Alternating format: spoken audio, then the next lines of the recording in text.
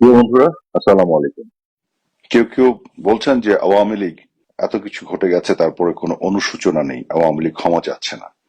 আমার প্রশ্ন হলো যে আওয়ামী লীগ কার কাছে ক্ষমা প্রার্থনা করবে?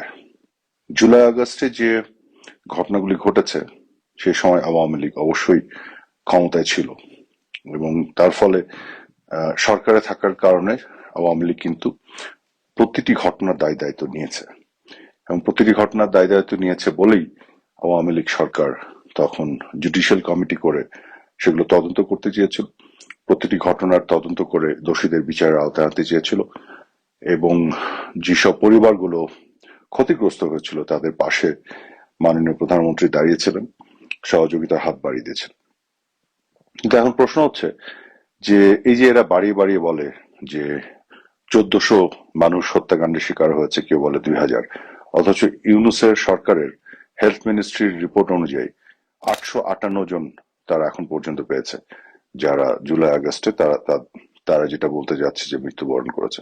অথচ এই লিস্টের মধ্যে দেখা গেছে যে গাজীপুরের সাবেক মেয়র জাহাঙ্গীরের এপিএস জুয়েল, তার নামও আছে। অর্থাৎ এই যত জন মৃত্যুবরণ করেছে তার মধ্যে আওয়ামী লীগের নেতা কর্মীরাও আছে। তো এবং আওয়ামী লীগের নেতা কর্মীদেরকে হত্যা করেছিল কারা? তাহলে এখন কথা হচ্ছে যে ক্ষমা আওয়ামী লীগ চাইবে, সেই ক্ষমাটা কাদের কাছে যাবে? যারা 1971 সালে 30 লক্ষ শহীদের যে গণহত্যাকারী, তাদের সাথে বসে আজকে রাষ্ট্র মেরামতের কথা বলছে, তাদের কাছে চাইবে? কাদের কাছে ক্ষমা চাইবে? যারা 2 লক্ষের উপরের নারী সম্ভ্রম নেয়ার জন্য দায়ী, পাকিস্তানি হানাদার বাহিনীকে সহযোগিতা করেছিল, এই রাজাকারদের কাছে আওয়ামী লীগ যারা এদের স্বাধীন করেছে তারা ক্ষমা চাইবে? এই রাজাকারদের সাথে যারা উঠছে বসছে এবং যারা গাঁটছড়া বেঁধেছে তাদের কাছে আওয়ামী লীগ ক্ষমা চাবে? যারা আসল গণহত্যাকারী তাদের কাছে? যারা বাংলাদেশের জাতীয় সঙ্গীত বদলে দিতে চায় তাদের কাছে? যারা বাংলাদেশের নাম বদলে দিতে চায় তাদের কাছে আওয়ামী লীগ ক্ষমা চাইবে? আমি যদি বলি যে আওয়ামী লীগের গত 15 বছরের বিভিন্ন ধরনের ব্যর্থতা, ভুলভ্রান্তি, যে বিষয়গুলো নিয়ে কথা উঠছে, তো আওয়ামী লীগ যদি নির্বাচন কেন্দ্রিক বেশ কিছু আওয়ামী লীগের ব্যর্থতা বা যে বিতর্কগুলো আছে, তো তাহলে কাদের কাছে ক্ষমা চাইবে আওয়ামী লীগ? 1996 সালে 15 ফেব্রুয়ারিতে বিএনপি এক এক দলীয় একটি নির্বাচন করেছে না? তারপরে 2001 সালে ক্ষমতায় আসার পরে 2006 এসে বিএনপি আবার নির্বাচন চুরি করতে চেয়েছে না, যার ফলে 111-এর মতন সরকার ক্ষমতা এসেছিল।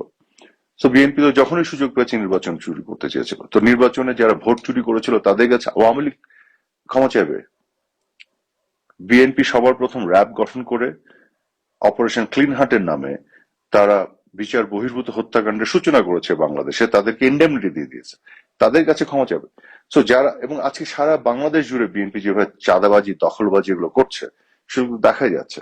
তো যারা ভোট চোর, যারা 21শে আগস্টে হত্যাকাণ্ড করেছে গ্রেনেড মেরে, যারা জঙ্গিবাদের উত্থান ঘটিয়েছে বাংলাদেশে, যারা বাংলাদেশে বিচার বহির্ভূত হত্যাকাণ্ডের সূচনা ঘটিয়েছে, যারা 1971 সালের 30 লক্ষ শহীদের হত্যার পিছনে, গণহত্যার পিছনে দায়ী, এই সকল যে জোটবদ্ধ হয়ে যারা আজকে বসে আছে, তাদের কাছে আওয়ামী লীগ ক্ষমা চাবে কেন?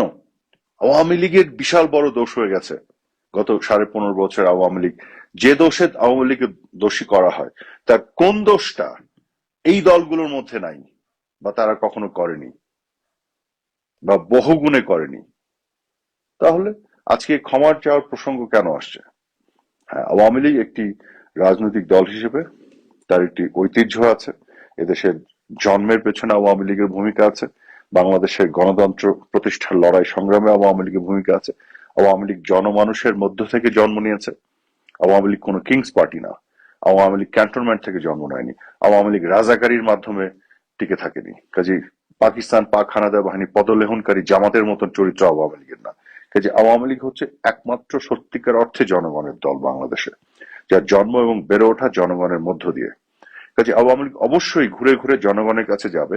আওয়ামী লীগের যদি ক্ষমা চাইতে হয় জনগণের কাছে যাবে।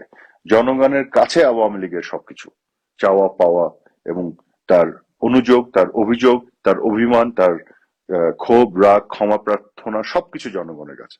কিন্তু এই যে অ্যালায়েন্স আজকে যারা বারবার ক্ষমা চাওয়ার কথা বলছে, এরা তো সবাই এদের অতীতে ভোট চুরি, বিচার বহির্ভূত হত্যাকাণ্ড, গুম খুন, এদের সবার গণহত্যার সাথে সংযোগ, এই সবকিছুর সাথে তো এরা সবসময় যুক্ত ছিল। এই খুনি ভোটচোর এদের কাছে আওয়ামী লীগের ক্ষমা চাইতে হবে কেন? এই ধরনের তামাশা করা থাকে, বিরত থাকুন। একটা নির্বাচন হোক, বাংলাদেশের মানুষ কাকে নির্বাচিত করে সেই সৎ সাহস থাকলে আজকে নির্বাচন হবে, বাংলাদেশের মানুষ সিদ্ধান্ত নেবে।